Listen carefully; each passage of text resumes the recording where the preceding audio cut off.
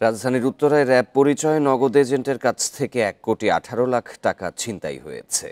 শনিবার সকাল 8টার দিকে উত্তরা 13 নম্বর সেক্টরের 12 নম্বর রোডে এই ঘটনা ঘটে। বান্ডেল থাকলে প্রতি সেনমানিতে টাকা বাঁচবে। বিকাশ সেনমানি বান্ডেল কিনে জিতুন প্রতি লেনদেনে। পুলিশ বলছে র্যাবের পোশাক পরা কয়েকজন মাইক্রোবাসে এসে দুটি মোটরসাইকেলের 4 জনকে অস্ত্রের মুখে জিম্মি করে, যারা নগদ এজেন্টের বাসা থেকে টাকা নিয়ে ডিস্ট্রিবিউটর কার্যালয়ে নিচ্ছিলেন।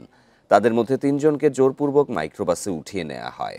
পরে টাকা লুট করে জিম্মিদের উত্তরা 17 নম্বর সেক্টরে ফেলে রেখে যায় ছিনতাইকারীরা। এই ঘটনায় ব্যবহৃত মাইক্রোবাসের নম্বর প্লেট ও সিসিটিভি ফুটেজ দেখে তদন্ত করছে পুলিশ।